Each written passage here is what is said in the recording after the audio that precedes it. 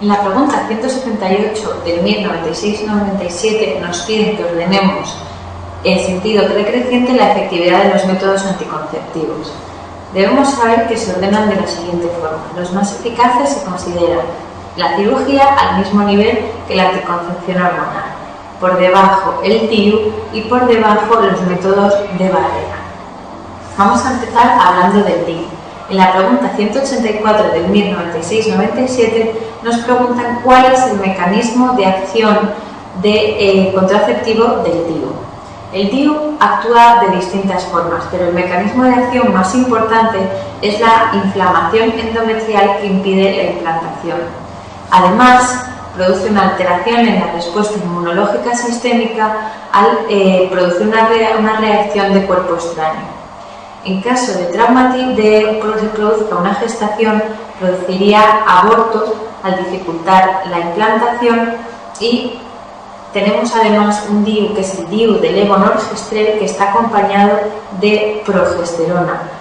Lo que consigue este DIU es atrofiar el endometrio y evitar el principal efecto secundario que tenían los DIUs de cobre, que es las metrorragias. Con el DIU de levonorgestrel se evitan las metrorragias con una eficacia anticonceptiva igual a la de los anticonceptivos hormonales. ¿Cuáles son las contraindicaciones para poner un DIU? En primer lugar, el embarazo. En segundo lugar, la presencia de una infección aguda o de un sangrado genital de origen no filiado, así como la presencia de algún cáncer maligno, bien de útero o bien de cervix. En cuanto a los anticonceptivos hormonales, tienen distintas formas de acción. Por un lado, suprimen la GnRH y por lo tanto la FSH y el pico de LH y evitan la ovulación. Por eso también se le denominan anovulatorios. Pero entre sus funciones también encontramos que alteran la motilidad tubárica, dificultando la fecundación. También producen una alteración y una desigualización del endometrio que impide la implantación y una alteración a nivel del moco cervical que dificulta el paso de espermatozoides a la cavidad endometrial. ¿Quién regula el ciclo y quién es el anticonceptivo? El anticonceptivo es el progestágeno, mientras que el estrógeno, su función es regular el ciclo. Una de las consecuencias de los nuevos anticonceptivos con bajas dosis de estrógenos es la presencia de un spotting intermenstrual, es decir, la presencia de un pequeño manchado entre reglas, y eso es debido a una baja dosis de estrógenos que no es capaz de mantener el endometrio durante todo el ciclo. La solución a esto es fácil, poner un anticonceptivo con una dosis mayor de estrógenos. Tenemos distintos tipos de anticonceptivos, pero los más utilizados hoy en día son los anticonceptivos con bajas dosis de estrógenos, con gestágenos no androgénicos y combinados, es decir, que durante el ciclo se dan la misma cantidad de estrógenos y progesterona. En situaciones especiales, por ejemplo en la lactancia, la anticoncepción se hace con píldora solo de gestágeno. ¿Cuál es la causa más frecuente de fallo de un anticonceptivo? El olvido de la toma. Y una pregunta recurrente es ¿qué ocurre con la fertilidad tras suspender la toma? No hay pérdida de la fertilidad, pero sí durante un tiempo hay una mayor tasa de gestación gemelar. En caso de que se produzca una gestación durante la toma de un anticonceptivo, hay un mayor riesgo de malformaciones, sobre todo en caso de que el feto sea una mujer, en cuyo caso, por la acción de los gestágenos con cierto efecto androgénico, podemos tener cierto grado de virilización del feto hembra. Leamos, por tanto, la pregunta 173 del MIR 2004-2005. Habla de una paciente nuligesta que tiene irritabilidad, inestabilidad emocional, cefaleas, sensibilidad y distensión mamaria. La sintomatología se inicia una semana antes de la menstruación y desaparece con la regla. Es decir, que está comprobada la relación con el ciclo menstrual. ¿Qué le pondríamos? ¿Qué tratamiento? A todos lo que nos saldría es, pues si tiene un síndrome premenstrual, ¿cómo lo tratamos? Con un anticonceptivo. Es cierto que los anticonceptivos mejoran la dismenorrea y el síndrome premenstrual. Pero en este caso, la paciente de lo que se queja es de la habilidad emocional y cefalea, irritabilidad. Esos síntomas no son solucionados por la toma de un anticonceptivo. En este tipo de pacientes, el síndrome premenstrual no lo podemos tratar con anticonceptivos y por eso es necesario dar tratamiento con alprazolam desde el día 20 del ciclo hasta el segundo día de la regla. Vamos a ver entonces para qué sí son beneficiosos y para qué no son beneficiosos los anticonceptivos. Son beneficiosos porque disminuyen la patología benigna de la mama, por ejemplo, los fibroadenomas, por ejemplo, la mastopatía fibroquística. Disminuyen los quistes de ovario a producir una supresión de la función ovárica, entran en reposo y favorecen su resolución. Disminuyen el cáncer epitelial de ovario. Los anticonceptivos protegen del cáncer de ovario porque durante mucho tiempo mantienen al ovario en reposo, evitando esas cicatrices que producen la ovulación. Cada cicatriz es una lesión a nivel del ovario que va aumentando poco a poco el riesgo de cáncer a nivel de este órgano.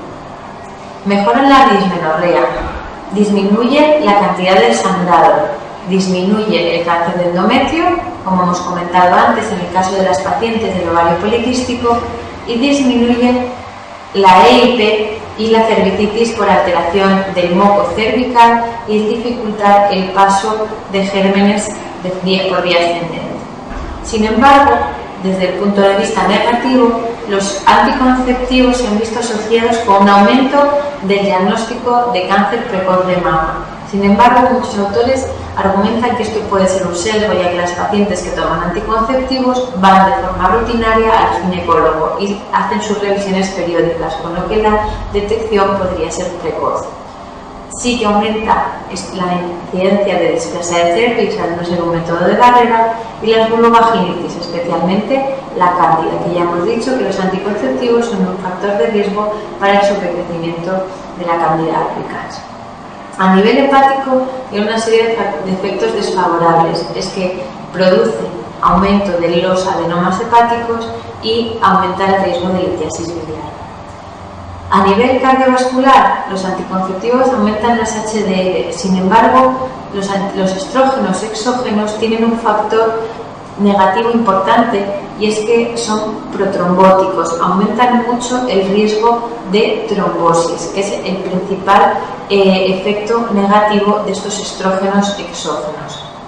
A nivel del estado general, hay pacientes que refieren cefalea en aquellas que tenían propensión a tenerla antes del tratamiento anticonceptivo, disminución de la libido, depresión y a nivel cutáneo mejoran todos los síntomas relacionados con el aumento de andrógenos, es decir, suprimen la producción de andrógenos y mejoran el hirsutismo, el acné y la alopecia. Sin embargo, cuando una mujer ha tenido una gestación, se ha producido cloasma gravídico, al volver a administrar anticonceptivos, estas lesiones cutáneas pueden volver a aparecer. Entonces, vamos a hablar ahora de las contraindicaciones para el uso de anticonceptivos. En la pregunta 169 del MIR 2001-2002 nos preguntan cuál de las siguientes proposiciones no es una contraindicación absoluta para el uso de anticonceptivos orales. Antecedente de tromboflebitis, sangrado vaginal no filiado, fumadora mayor de 35 años, hepatopatía activa o diabetes mellitus sin vasculopatía. Veamos cuáles son en global las contraindicaciones de los anticonceptivos. Por el riesgo cardiovascular, los anticonceptivos están contraindicados en mujeres mayores de 35 años fumadoras.